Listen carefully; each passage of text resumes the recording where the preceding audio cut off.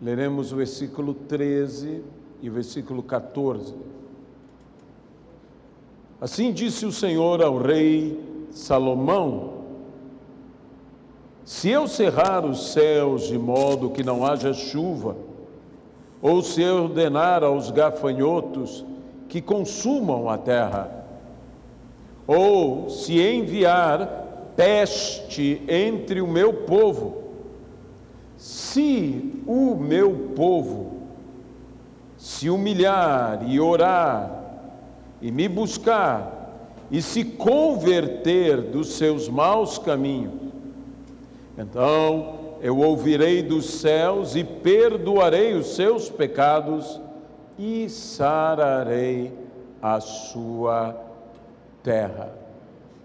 Nós temos ouvido que muitos líderes da igreja evangélica no Brasil têm conclamado a igreja a um santo jejum. A Bíblia nos fala sobre o santo jejum.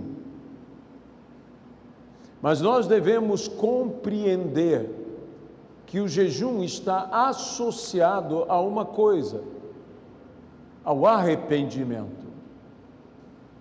E que nós, como igreja, se queremos de fato a cura da nossa terra, a cura da nossa nação, nós como igreja temos que nos arrepender. Nós como igreja devemos ter um coração quebrantado, um espírito contrito e fazer o jejum que agrada ao Senhor. O jejum este que você poderá encontrá-lo, e eu aconselho a você a ler no livro do profeta Isaías, no capítulo de número 58. E no capítulo 58 você encontrará uma palavra extraordinária sobre o jejum, que é tão importante que o Espírito de Deus ordena ao profeta, dizendo: clama a plenos pulmões, não te detenhas, ergue a voz como a trombeta e anuncia ao meu povo a sua transgressão, a casa de Jacó os seus pecados. E diz então aqui que mesmo neste estado, eles têm prazer em buscar ao Senhor, em saber dos seus caminhos, mas o seu coração está longe do Senhor. E diz: e no dia em que jejuais, cuidais dos vossos próprios interesses. Não há um verdadeiro arrependimento. Jejuais com contendas, para ferirdes com punho a outros, jejuando como hoje, não se fará ouvir a tua voz no alto. Nós temos que jejuar um jejum que seja um dia aceitável ao Senhor, um jejum que desviamos o olhar que julga, o dedo que aponta, que abrimos a alma ao faminto, que fazemos o bem às pessoas. E então se ouvirá dos céus a nossa oração, e o Senhor fará com que os nossos filhos reedifiquem as antigas ruínas. A nossa alma será farta e se fortificará até mesmo os nossos ossos. Deus há de trazer então essa bênção na qual nos deleitaremos.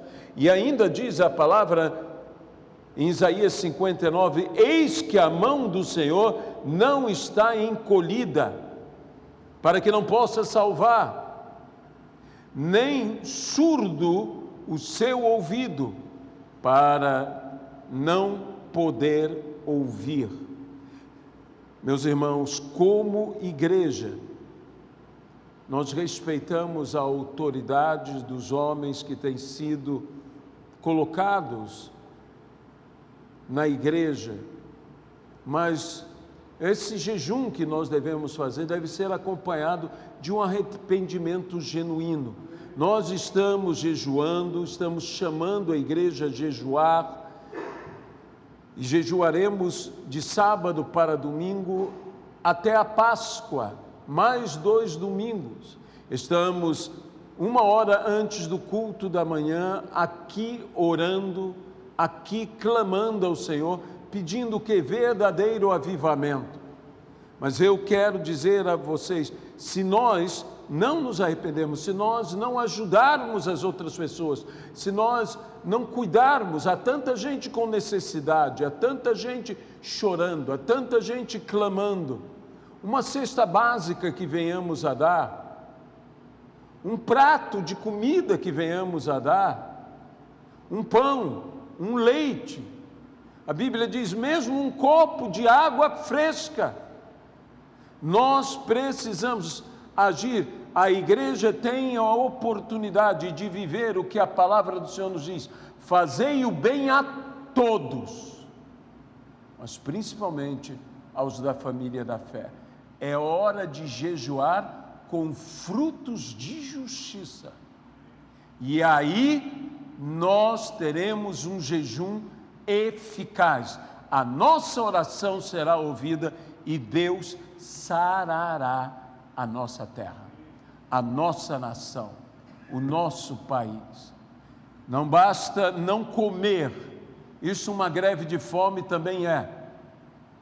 Nós temos que agir de tal maneira que seja isto, um aroma agradável e suave diante de Deus, sacrifícios de louvor ao nosso Deus, sacrifício vivo, santo e agradável, que é o nosso culto racional, para experimentarmos qual seja a boa, agradável e perfeita vontade de Deus, no nome de Jesus. Eu convidaria você a abrir a sua Bíblia no livro de Apocalipse, no capítulo de número 20. Estamos estudando o livro de Apocalipse numa visão de uma teologia prática, na aplicação dos princípios bíblicos às nossas vidas no dia de hoje, não buscando polêmicas ou controvérsias, mas buscando os princípios bíblicos para que vivamos plenamente a vontade do Senhor. Hoje pela manhã lemos o texto que se inicia no versículo 1 até o versículo de número 10. E vamos ler então a continuidade do capítulo 20, que fica do versículo 11 ao versículo de número 15. Vi um grande trono branco e aquele que nele se assenta, e de cuja presença fugiram a terra e o céu,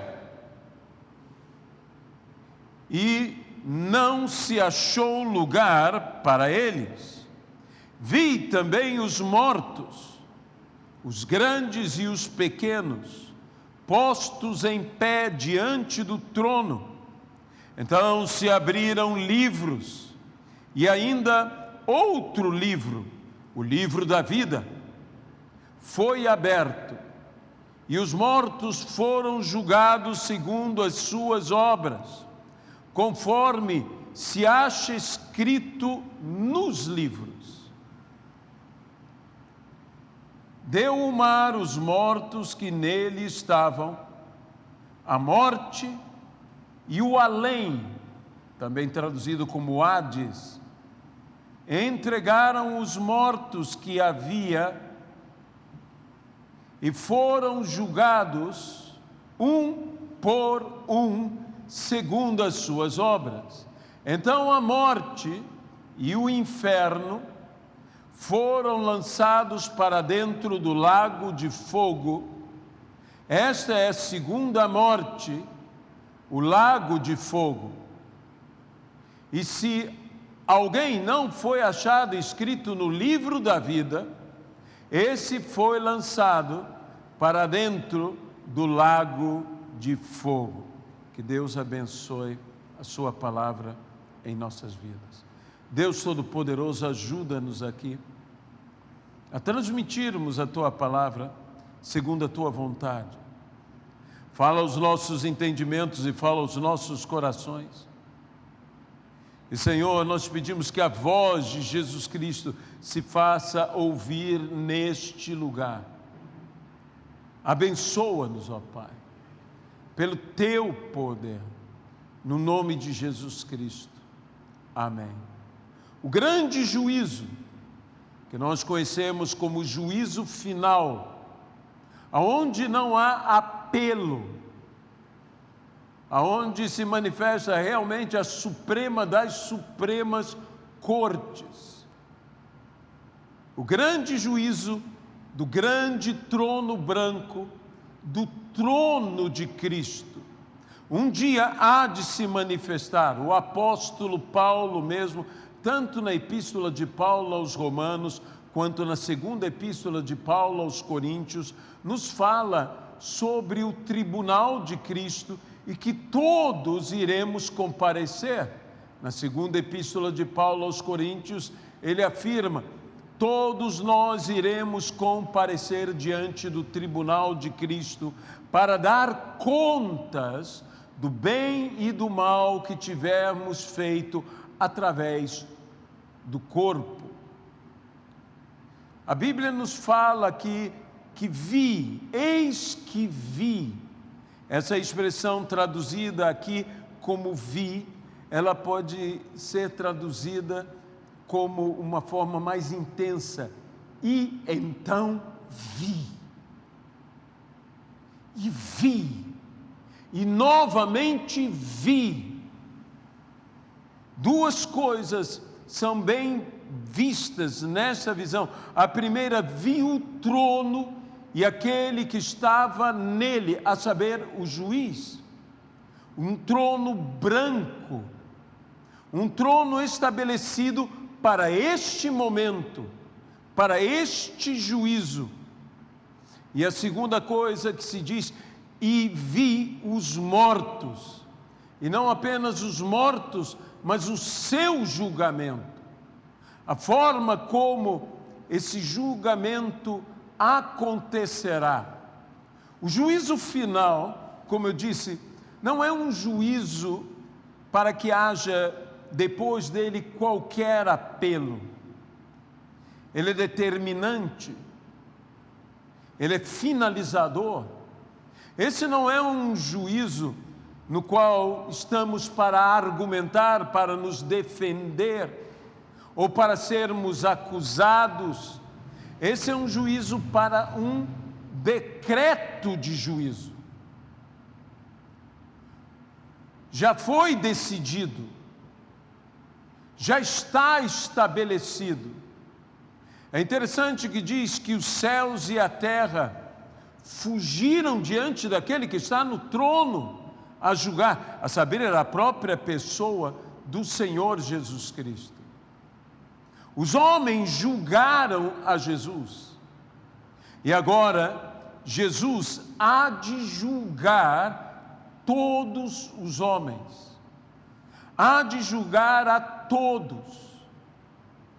Todos nós, diz a palavra, iremos comparecer. E aqui em Apocalipse diz, um por um. Alguém poderia dizer, mas isso vai demorar uma barbaridade.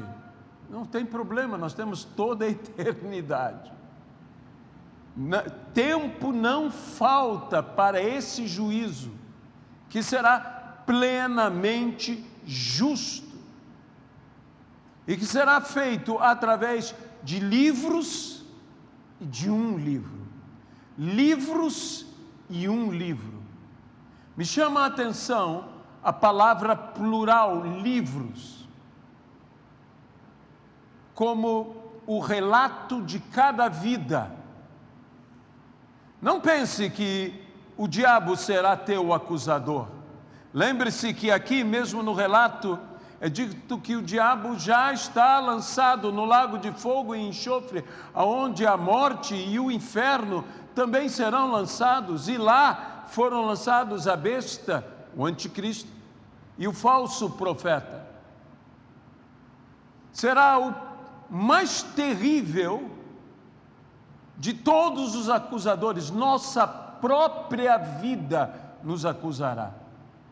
O relato da nossa vida, toda ela escrita, toda ela anotada, todos os meus pensamentos, todas as intenções, tudo sendo revelado, e todos nós iremos comparecer, e todos nós estaremos diante do Senhor, e todos nós seremos acusados por este acusador. Minha própria vida me acusará. A consciência, posso eu até mesmo cauterizá-la, mas os fatos da minha vida, como mudá-los? Como mudá-los? E todos nós assim teremos um julgamento justo, em que o próprio Senhor Jesus estará julgando. Diante dos seus acusadores, a Bíblia diz que Jesus não abriu a boca. E agora todos também diante deles ficarão como que mudos. Jesus não abriu a boca por amor a nós, porque se ele abrisse a sua boca, ele não seria de forma nenhuma condenado, mas por amor a nós, ele se manteve mudo. Ele mal fala a Pilatos uma palavra, e Pilatos já se encontra numa situação difícil, e diz que buscava então liberá-lo, buscava então soltá-lo. Jesus, por amor a nós, permaneceu calado, mas os homens permanecerão calados porque não terão argumento. Nós, como homens, a humanidade cuspiu em Cristo, cuspiu em sua face, esbofeteou a sua face, socou a sua face, colocaram sobre a sua cabeça coroa de espinhos, bateram, o maltrataram, e agora que chegaram a deformar seu próprio rosto, agora terão que encarar ao Senhor, que um dia todos nós, pelos nossos pecados, crucificamos. Não foram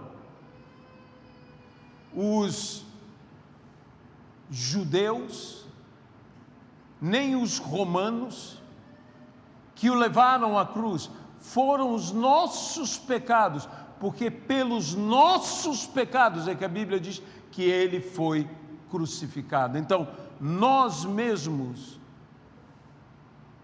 teremos que enfrentar ao Senhor, ao juiz que um dia nós condenamos. Então, os livros de nossas vidas, mas não apenas os livros de nossa vida. Que outros livros poderiam ser? Quando o Senhor Jesus fala na parábola do rico e Lázaro, fala de Abraão, do pai Abraão, argumentando, disse: lembra-te lembra-te, diz ele ao rico. E então lembra-te da tua própria vida, de por que estás aí. E quando ele pede para que envie Lázaro, ele diz: eles têm a Moisés e os profetas. O que é isto? É o Velho Testamento, é a lei e os profetas, ou seja, as Escrituras. Existem outros livros que serão abertos, a saber, a palavra de Deus que permanece para sempre. Passará céu, passará terra, como aqui a ideia que a terra e o céu fugiram, a terra e o céu passaram, deixaram de existir, mas a palavra de Deus permanece para sempre, e seremos julgados conforme a palavra de Deus. Em toda a Bíblia encontramos a advertência: vigiai, estai, pois, vigilantes, seguros, vigiando, porque um dia iremos prestar contas. Existe um juízo final, e aonde existe um juízo final, temos a grande vantagem de juízos intermediários, de juízos primários. E a hora de nos acertarmos é nestes juízos. Por que é tão importante um coração quebrantado, um espírito contrito? Por que é tão importante confessarmos? Por que é tão importante orarmos? Porque é importante, antes que venha o último juízo, que nos acertemos. Em vários textos nas Sagradas Escrituras encontramos: e o Senhor veio e pediu contas. Meus irmãos, os juízos antes do juízo final são juízos nos quais podemos nos acertar com o Senhor. Nesse sim, há apelos. Tem paciência comigo, disse aquele homem ao rei sobre a dívida que aquele homem mesmo tinha com o rei. Tem paciência, e o rei o perdoou. Nós temos que buscar ao Senhor, e buscar acertar-se com Ele. Isso é inteligência. Buscar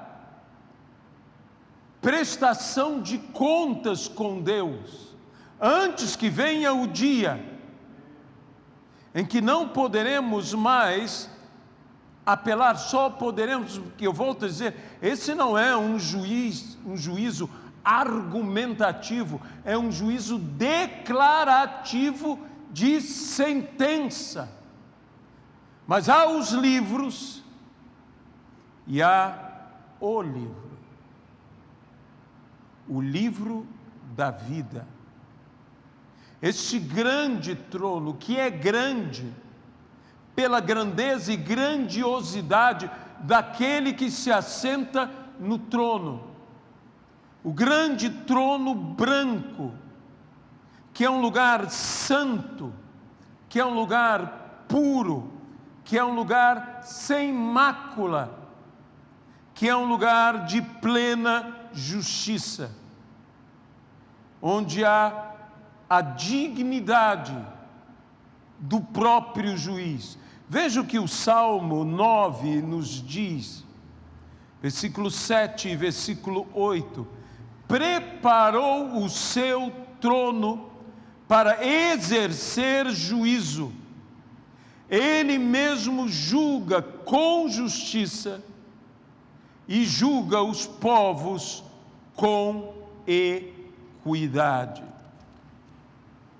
A Bíblia nos diz que, vindo esse juízo, a própria morte será consumida.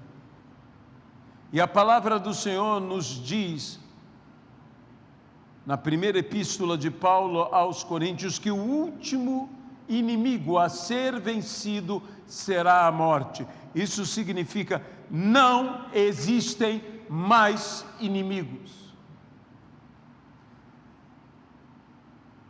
Se a morte é a última inimiga a ser vencida, é porque antes da morte nós venceremos todos os nossos inimigos. Você pode dizer amém a isso? Então, nós precisamos nos colocar diante do Senhor e viver aquilo que a Bíblia mesmo diz: onde está, ó morte, a tua vitória? Onde está, ó morte, o teu aguilhão? Graças a Deus que nos dá a vitória por intermédio do nosso Senhor Jesus Cristo.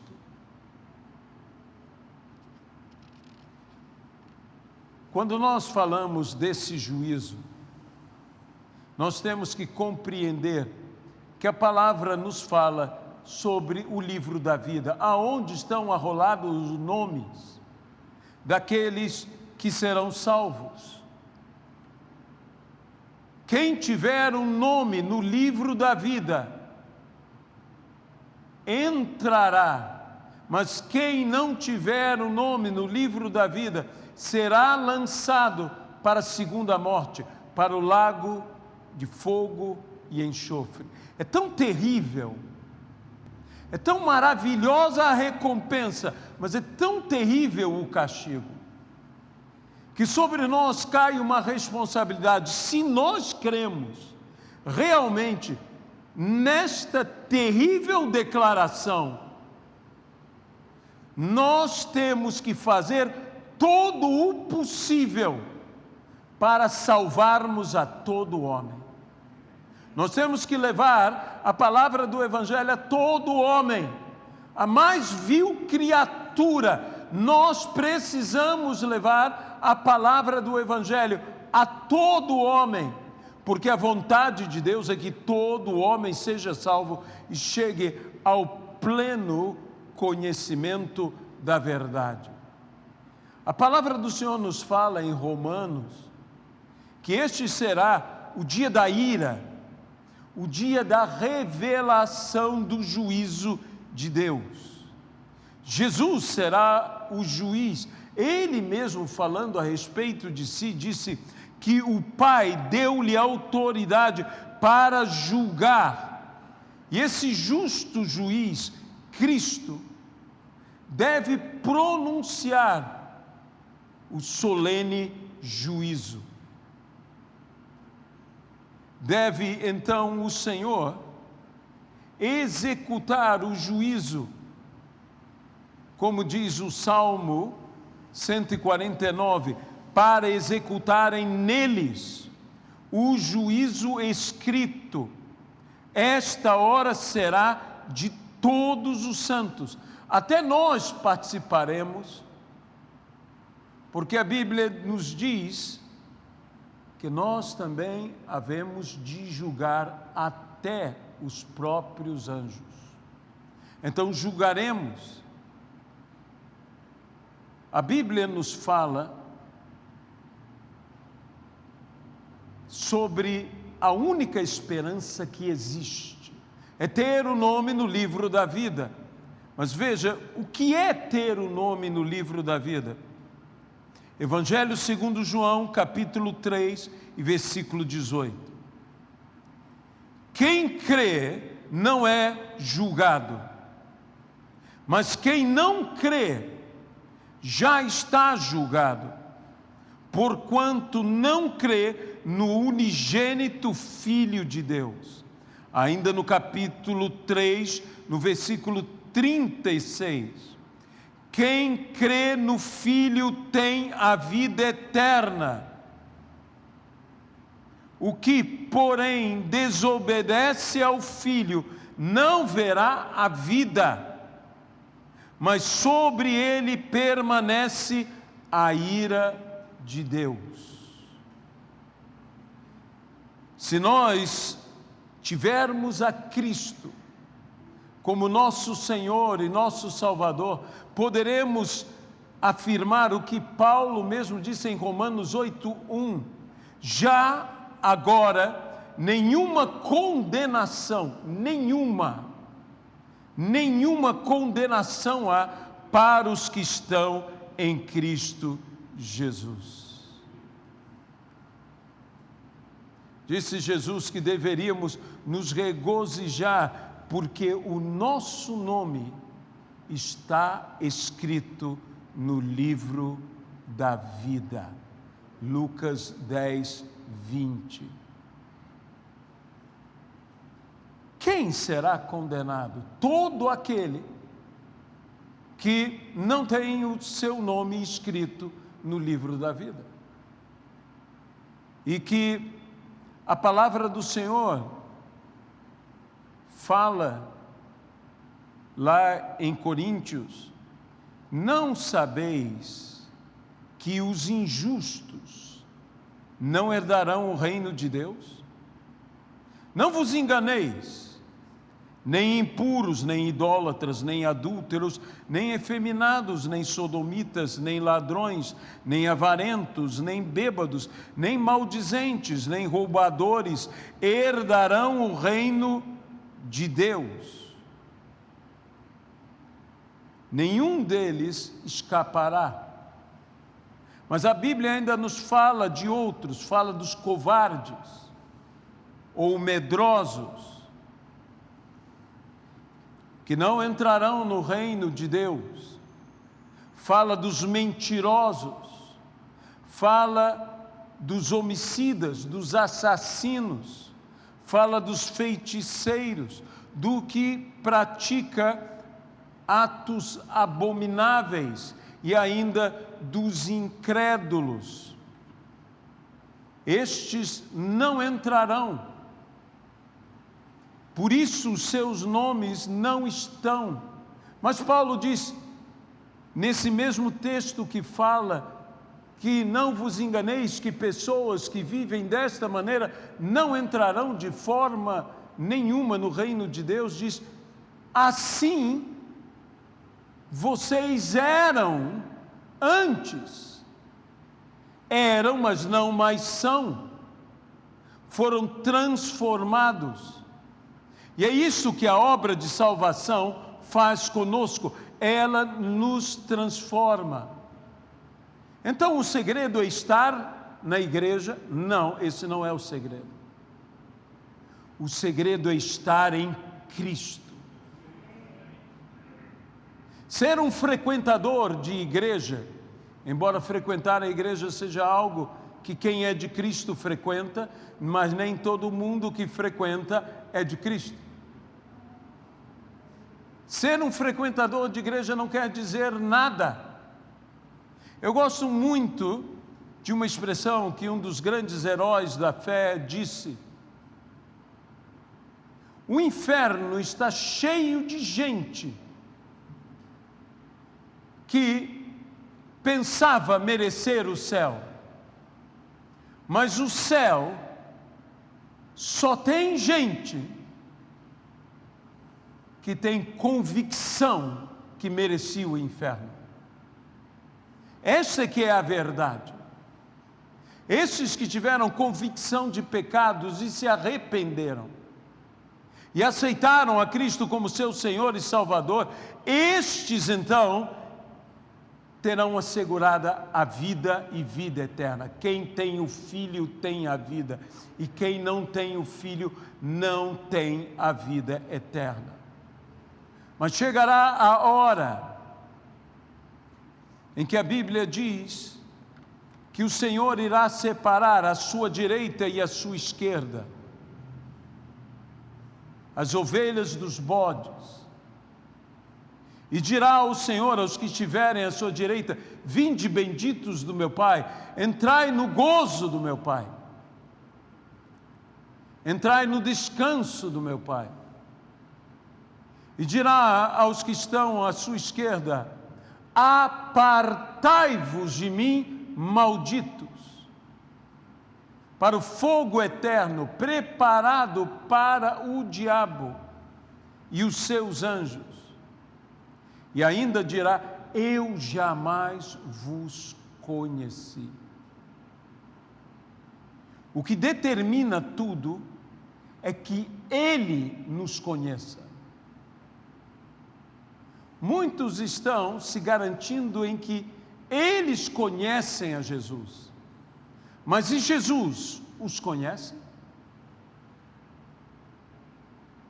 Uma coisa é Jesus saber quem eu sou. Outra coisa é Jesus me conhecer. A própria palavra conhecer na língua hebraica tem uma ideia de penetrar, de não permanecer num relacionamento superficial, mas algo profundo. Uma pessoa me conhece quando eu me dou a conhecer. Veja que Jesus, falando, diz: eis aqui estou. Eis aqui estou. Assim se referiu Jesus: eis aqui estou. E assim devemos também nos referir diante de Deus: eis aqui estou. Aqui estou, Senhor. Com tudo que sou, com todos os meus vícios, com todos os meus erros, mas eu estou aqui. Me desmascaro diante do Senhor e me apresento como sou. Confesso os meus pecados e sei que serei por Ele perdoado. A palavra do Senhor nos diz que aqueles homens perguntarão ao Senhor: mas quando foi que te vimos assim? Porque Jesus dirá: porque eu tive sede e não me destes de beber. Eu tive fome e não me destes de comer. Eu estava nu e não me vestistes. Eu era forasteiro e não me acolheste. Eu estava preso e vocês não foram me ver.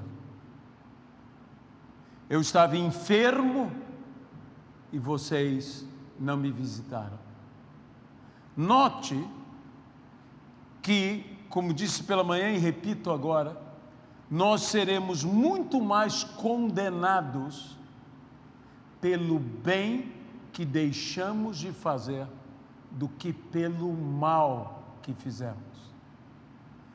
O nosso raciocínio, infelizmente, é um raciocínio só: fazer o bem, fazer o mal, fazer o bem, fazer o mal, e colocar isso numa espécie de uma balança. E se eu faço mais bem do que mal, eu estou em vantagem. Assim é o nosso raciocínio. Mas Deus não nos pedirá contas apenas do bem e do mal, mas também nos pedirá contas do bem que deixamos de fazer. Isso é muito mais sério.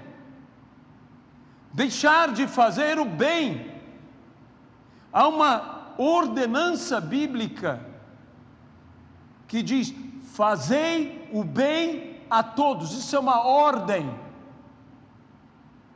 Isso é uma ordem, é um mandamento do Novo Testamento. Como amai-vos uns aos outros, fazei o bem a todos.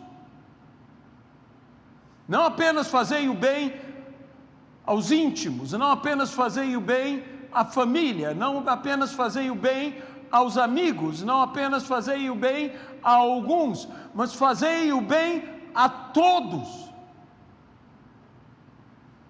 Principalmente aos da família da fé. Temos que fazer o bem a todos, mas temos que ter um alvo principal, que é os da família da fé. Devemos fazer o bem, precisamos fazer o bem. Fazer o bem a outros é um benefício a nós mesmos. Sabe, é interessante, eu estava lendo uns comentários judaicos, comentários talmúdicos, e dizendo sobre o justo ser grato ao necessitado, porque o necessitado lhe dá a oportunidade dele praticar a justiça, a vontade de Deus, agindo de benevolência para com o necessitado. É interessante que nesse raciocínio, quem agradece não é aquele que foi beneficiado que agradece, mas quem agradece é aquele que beneficiou, dizendo: eu te agradeço porque você me proporcionou a chance de viver o que a palavra diz. E eu olhei aquilo que foge tanto da nossa cultura, do nosso entendimento. Eu não estou dizendo que nós não devemos agradecer a uma pessoa, quando uma pessoa é boa para conosco, quando uma pessoa é gentil para conosco. Isso se chama educação. E nós devemos agradecer, é óbvio. Se uma pessoa te abre espaço, você diz muito obrigado. Se você encontra com uma pessoa, você diz bom dia. Hoje que temos as regras novas, nós estamos nos saudando com soquinhos, com toque de cotovelo e com às vezes um toque da sola do sapato. Isso em algum tempo era algo até de uma afronta, mas nós estamos fazendo tudo isso por quê? Pelo um bom senso, porque nós incentivamos, nós falamos, usem máscara, tomem cuidado, mantenham o distanciamento, tenham a educação sanitária. A educação sanitária não é apenas, eu sei lavar as mãos. Isso não é toda a educação sanitária. A educação sanitária é respeitar o outro, é entender o outro, é entender que a pessoa não está estendendo a mão, não está apertando a sua mão, não porque ela seja grosseira, não, é porque ela está te respeitando, ela está te protegendo, e você deve fazer a mesma coisa. Isso é educação. Nós devemos ser gente de bom senso. Bom senso é um dom de Deus, que tem muita gente jogando fora. Me perguntaram se eu vou tomar a vacina. Eu digo, vou tomar todas. Me dá todas. Eu tomo, me dá uma, me dá outra, eu tomo. E claro, eu não vou fazer isso, eu vou tomar a vacina. Vou tomar a vacina. Quando chegar o meu momento, eu vou tomar a vacina. E eu espero que você também tome. Amém? Vamos nos cuidar e vamos cuidar da nossa sociedade. Vamos orar a Deus para que venham vacinas. Mas, meus irmãos, o que a igreja precisa fazer, e a igreja está com uma oportunidade de ouro, é fazer o bem. Há pessoas sofrendo, há pessoas com fome, há pessoas com frio, há pessoas sem roupa, há pessoas sem trabalho, há pessoas que precisam ser amparadas.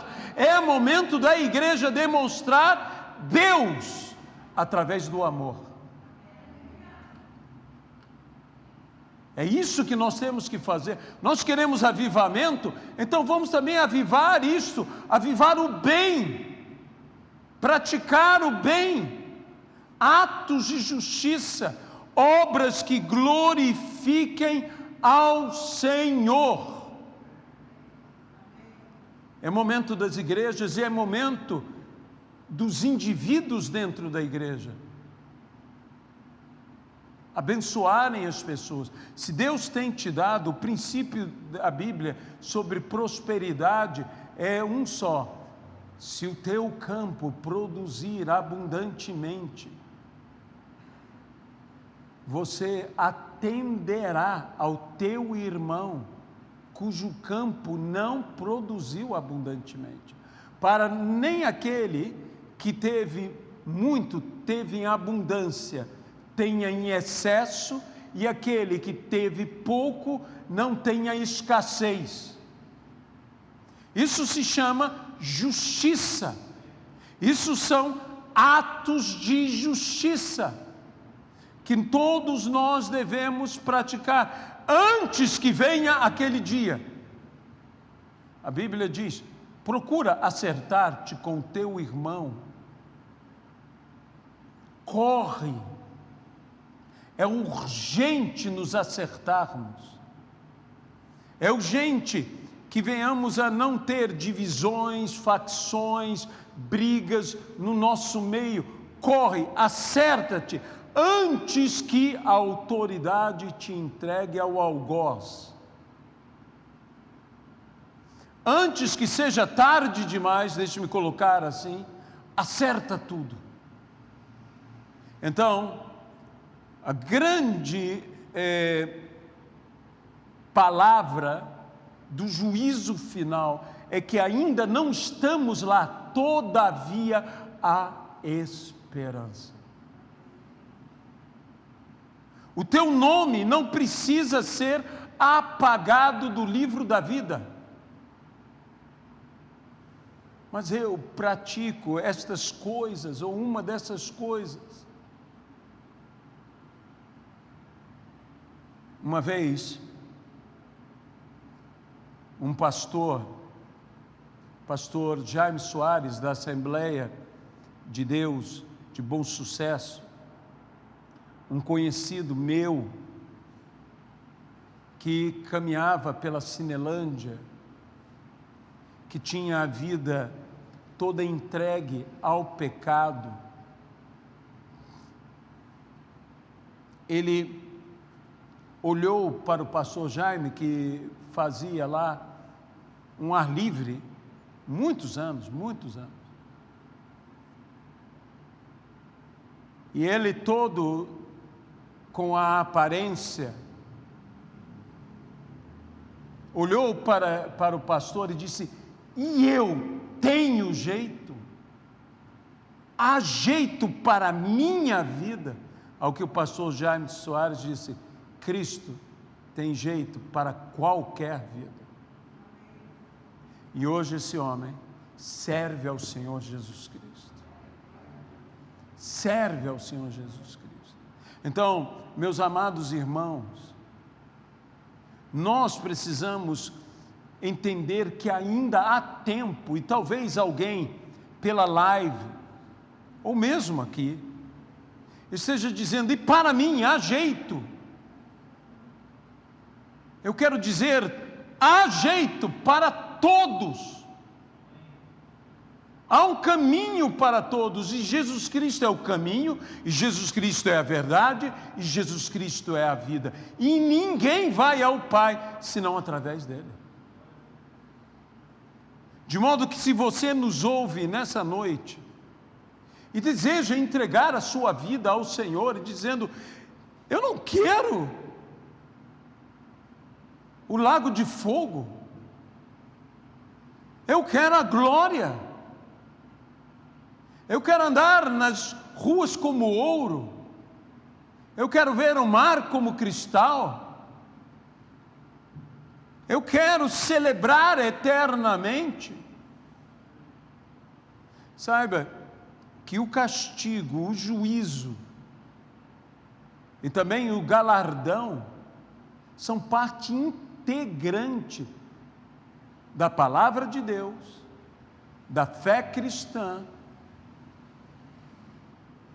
e do juízo do Senhor. Deus há de dar galardão, há de premiar também, e há de trazer juízo e executar justiça.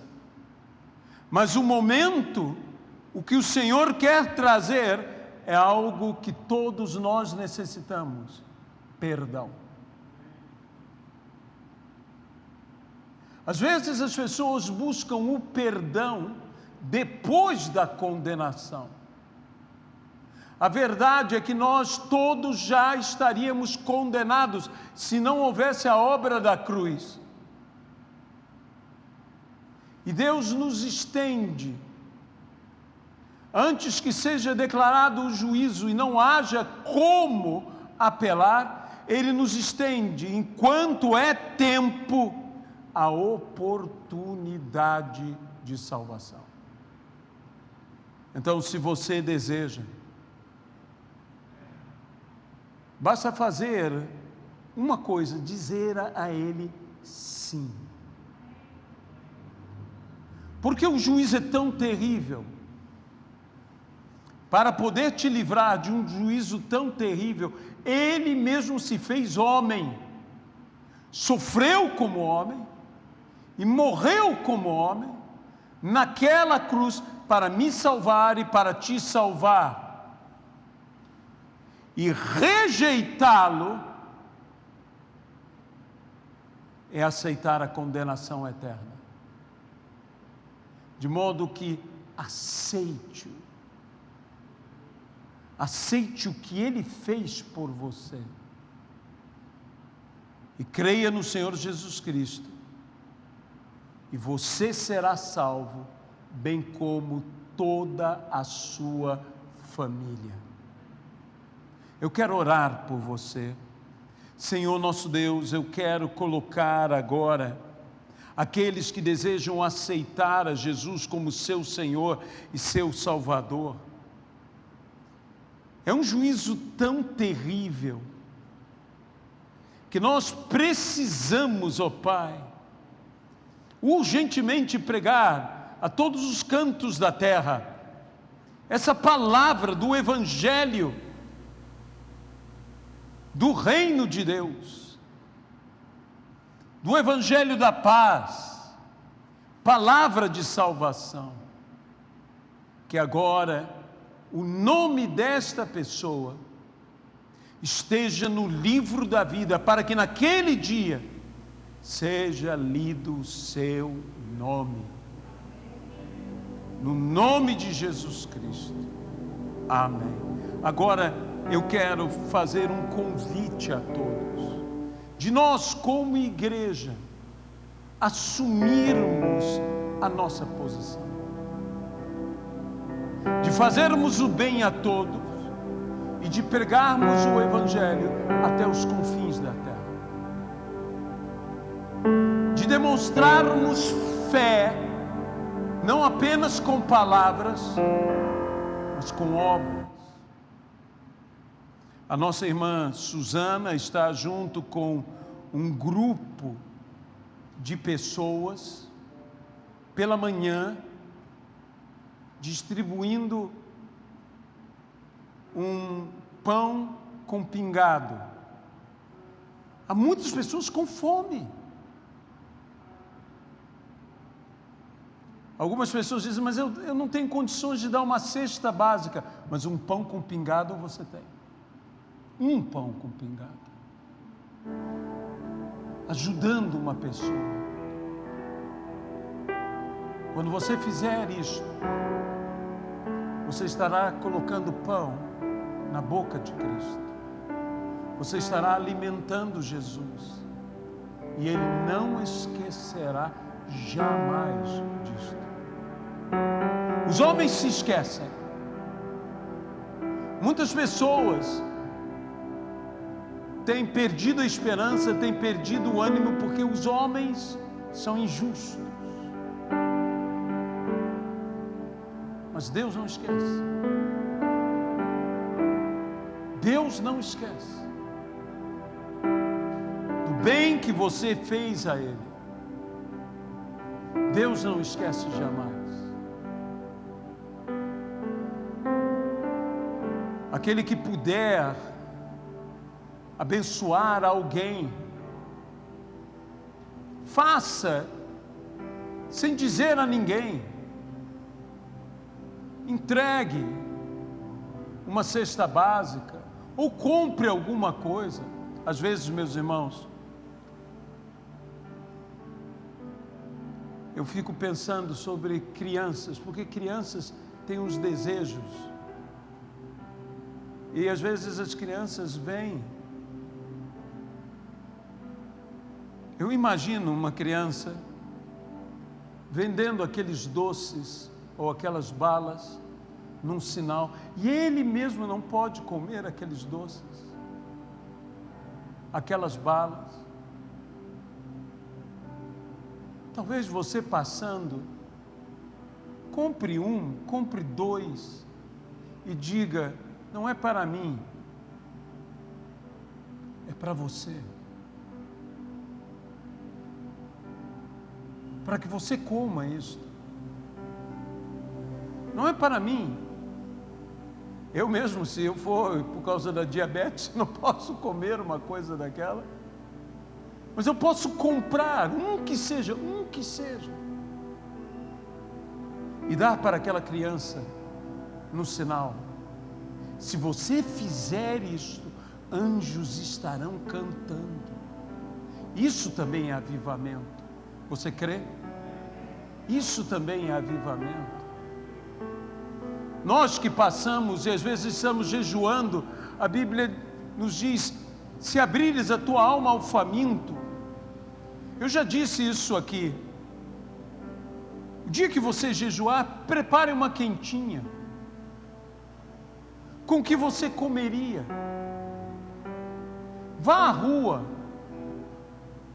Procure uma pessoa, um pedinte, um morador de rua,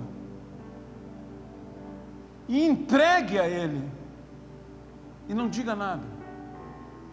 Apenas, se você quiser falar alguma coisa, isso é algo de Jesus para você.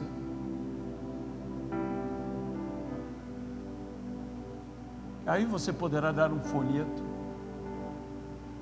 Aí você poderá falar de Jesus, porque você estará mostrando a sua fé com obras. É esse o desafio que eu quero fazer à igreja, de sermos bons,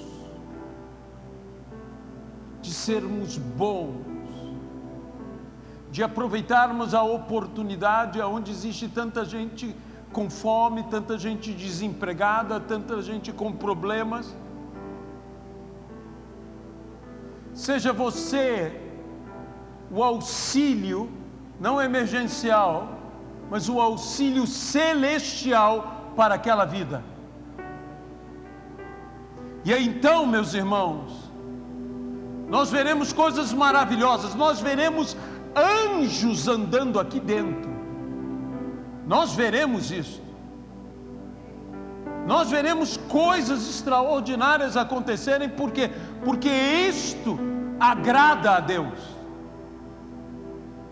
Eu não estou dizendo de nos tornarmos simplesmente uma igreja de ação social, mas uma igreja com ação social nós precisamos ser. Uma igreja que prega o Evangelho, mas que prega com atos de justiça, com atos de misericórdia, com amor revelado. Se você, como eu, deseja tomar essa postura diante de Deus, fique de pé. Você que nos ouve, fique de pé em casa. Você que nos ouve aqui, fique de pé aonde você está. Eu quero mostrar Jesus. Eu quero mostrar quão Jesus é bom. Porque verá o dia que todos conhecerão a justiça de Cristo, o juízo do Senhor. Mas agora é o momento da graça de Deus. É o momento da graça de Deus. É o tempo da sua misericórdia. É o momento e tempo da nossa visitação. Senhor, dá-nos sermos bons. Dá-nos sermos bons. Ensina-nos o reto e justo caminho. Enche-nos com teu Santo Espírito, e que flua a partir da nossa vida rios de água viva, do nosso interior. Oh, aleluia. Senhor, nós queremos ajudar as pessoas, nós queremos ser uma igreja que se importa, fazendo bem a todos, mas principalmente aos da família da fé. Aos da família da fé. No nome de Jesus Cristo. Aleluia. Sabe, meu irmão, Você não tem que esperar que uma pessoa tenha necessidade para você ser bom para com ela.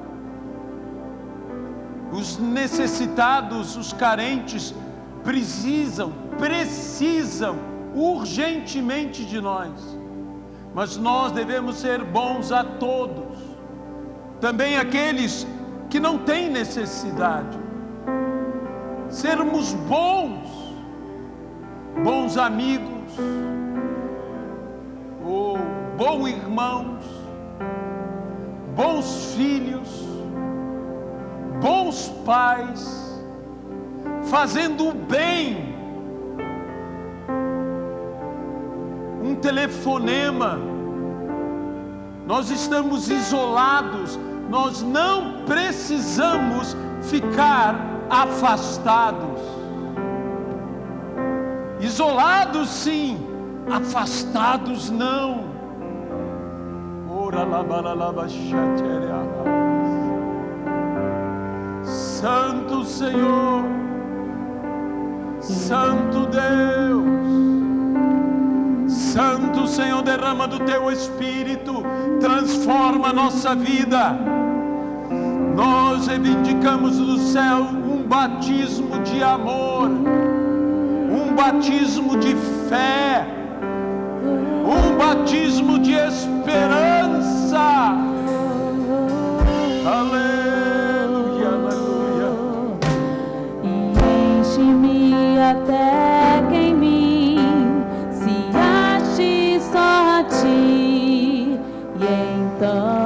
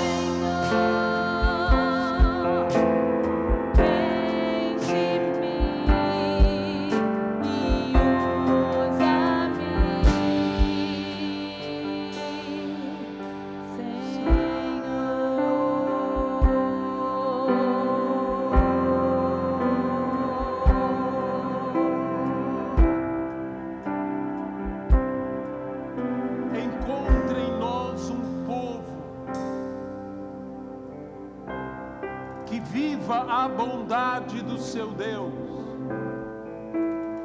que testemunhe a todos que Deus é amor. Encontra em nós vidas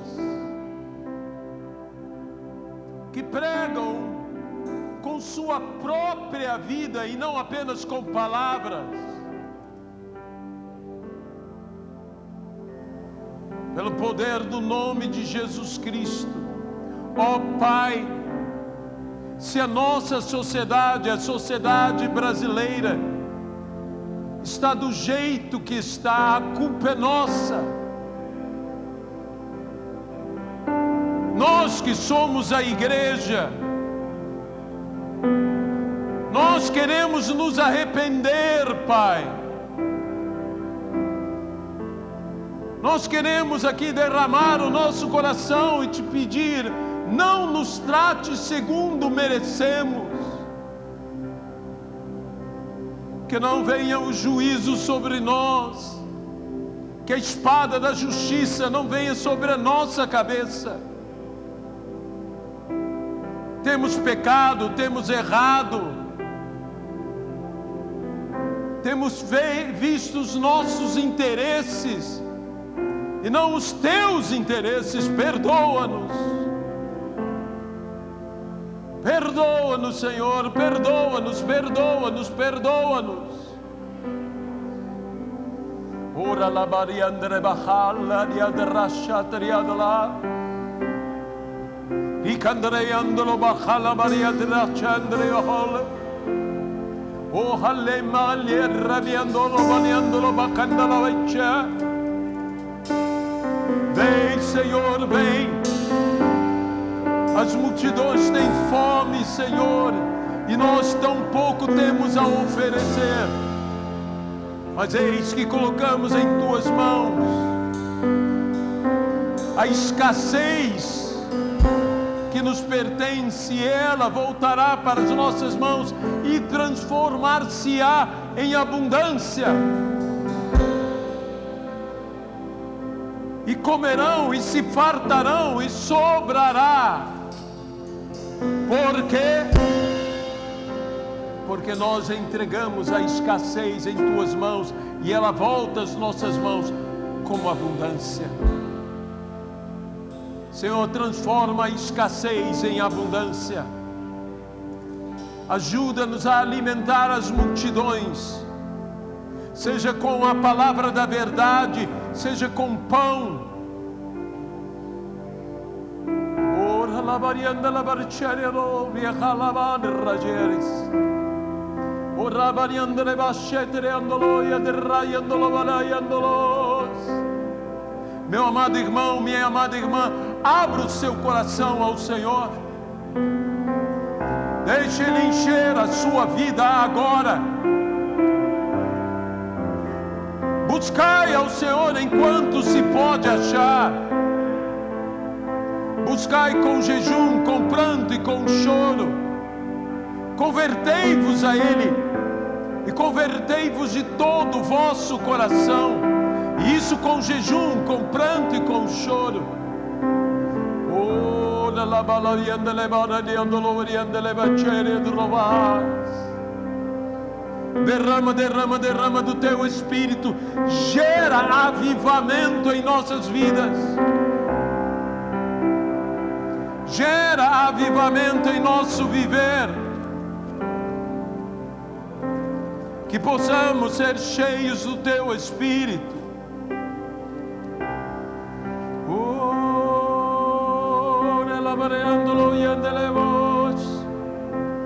Ora la manana e andolo e andala bacere andolo suci la ban. Recala la meandolo e andala e andala ban. Fale em línguas. Se você nunca falou em línguas, é momento de falar em línguas.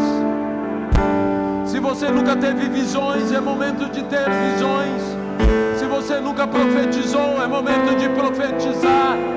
Você que nos assiste pela live, seja também cheio do Espírito Santo. Oh, aleluias. Oh,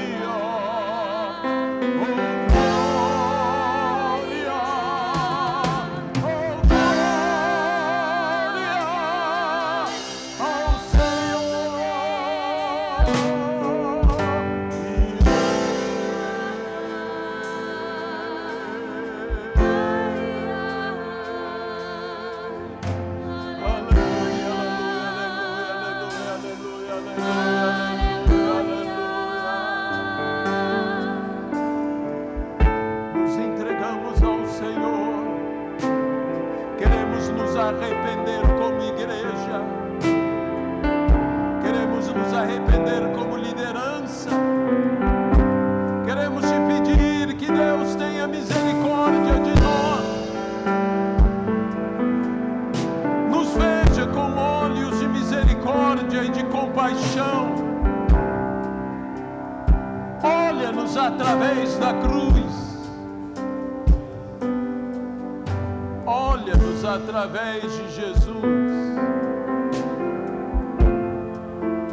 Que a tua graça se derrame sobre a igreja em toda a nação do Brasil. Que em cada púlpito haja arrependimento. Que em cada casa de oração haja arrependimento.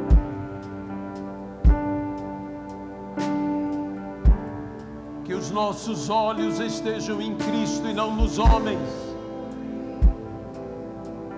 olhando o autor e consumador da nossa fé, Jesus Cristo. No nome do Senhor.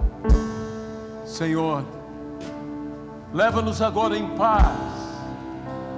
Leva-nos agora em segurança, de volta aos nossos lares. Livra-nos de todo e qualquer mal. Pelo teu poder, que a graça do Senhor Jesus Cristo, que o amor de Deus Pai e a comunhão do Espírito Santo sejam com todos e com todo o povo de Deus, hoje e para sempre, no nome de Jesus Cristo. Amém e amém. Que Deus os abençoe. Até nossa próxima reunião, nossa próxima live, se assim Deus nos permitir. Amém e amém.